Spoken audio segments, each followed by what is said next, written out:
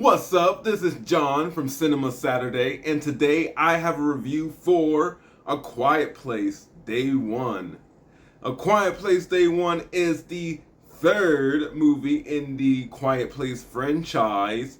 This one is a prequel for A Quiet Place, the original, and A Quiet Place Part 2. And this one stars Lupita Nyong'o and Joseph Quinn as they navigate through New York City as the monsters are attacking on day one. And of course, hijinks ensue. This one is a fantastic film. I love it, I love it, I love it. It was so good.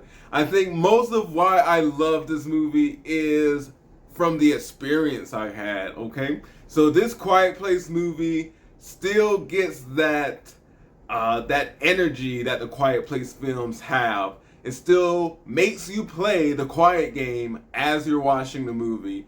And it is very effective in that right. There were multiple moments in the movie where I felt like I could not move a muscle because my chair would creak in the theater. I would make a sound. You know, if I just moved, I went to go scratch my arm at one point and started making noise. And I was like, no, we gotta stop. We're making too much noise. We gotta stop. So this movie is very effective in making you play the quiet game, at least in my opinion. There were some people in my theater that lost the quiet game multiple times. And I was sitting there thinking, oh man, this person would have died in this universe already. One lady's keys dropped. Somebody, for some reason, decided to try to eat candy during the movie, and you can hear the plastic, crumpling and making all sorts of noises as we're literally trying to be so quiet so we all don't die. Because I promise you, those monsters are going to come through the screen and attack us all, okay? But yes, it was fun. I had a lot of fun playing the quiet game. It was probably my favorite part of the movie. Lupita Nyong'o is fantastic as always. She is great. She is very stunning with her very expressive eyes that she has. Her acting is remarkable. What else do you expect from an Oscar-winning actress? Like, come on, she's gonna deliver, and she always does. We also have Joseph Quinn in the mix, who does a remarkable job. And he was the first time I saw him was in Stranger Things 4, season 4, where he played Eddie. And since then I've been looking for him to get his next big role. And while this may not be the movie that launches his stardom, I do believe that this is a very good film to add to his resume to show his wide range of talents, because boy does he deliver. Lupita Nyong'o's character and Joseph Quinn's character do have a very good relationship that I thought was very believable. The movie starts out and they don't know each other at all. The circumstances of this, apocalypse brought them together. But the way their relationship forms and grows over the period of time that we spend with them in the movie is very believable. And they don't force anything. They don't force any type of romantic tension, They kind of just end up being friends looking out for each other. And I thought that was really well handled. This movie runs at a brisk 1 hour, 40 minutes. And I never felt the time. I did not bring my watch to this movie this time, but I never felt like I was getting bored with what was happening, because there is a end goal in the movie. So, we're going towards that goal eventually, and we're going to end up there. And it was steady how it moves along, minimal breaks.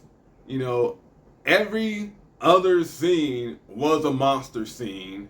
The creature design for these monsters is stellar as always. Of course, they're all CGI, which is only a little disappointing. There are some close-ups of the monsters, and the CGI does look really good, but sometimes I do wish that we had some old-fashioned puppet monsters, monster suits, monster animatronics, because maybe that would have gotten a different reaction out of people, because we know when we're looking at CGI and when we're looking at something tangible. But either way, the designs are still good, they're still cool, they're still dangerous, they're gonna get you. The action scenes were good.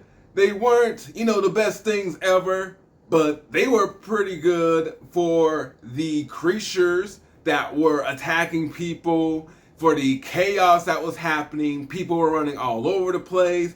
Things were exploding. So I thought the action in this movie was pretty good.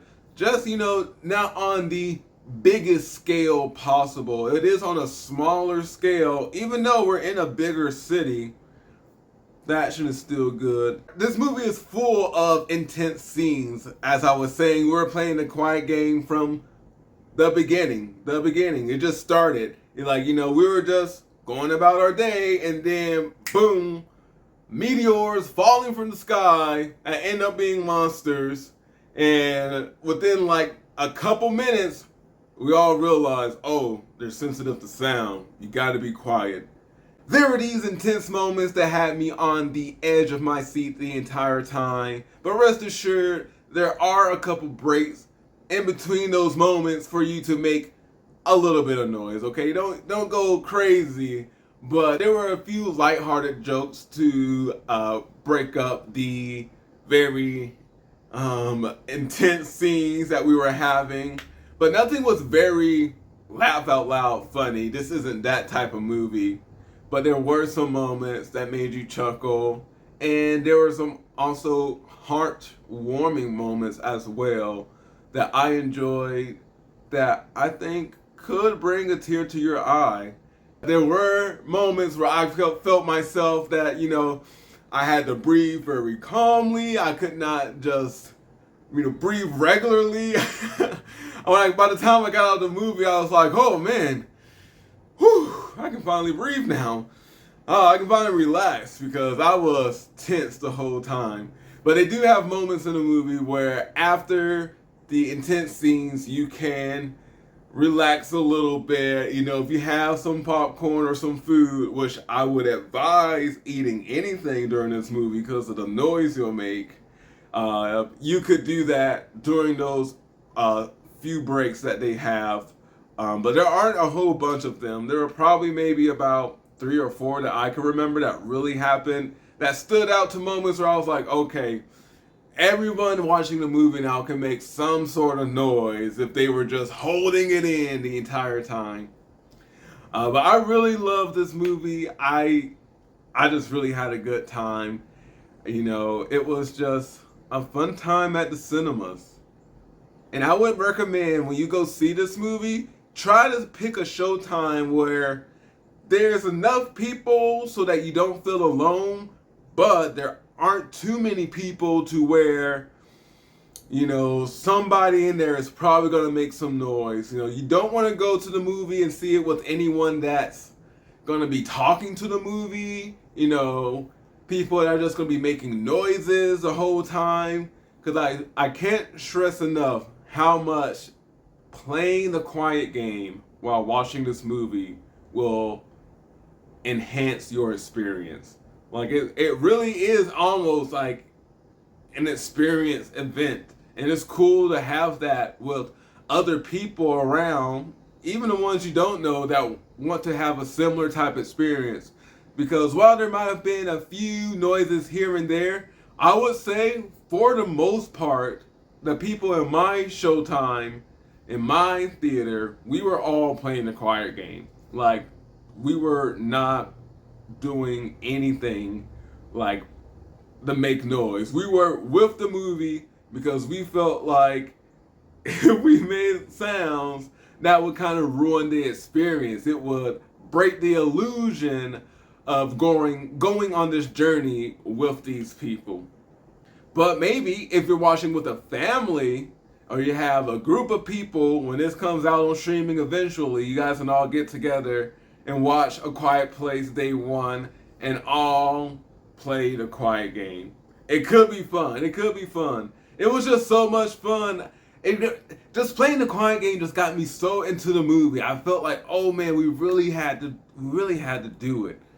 It was great. It was great. There's also a cat in this movie that you'll get to know, I think, a little too well.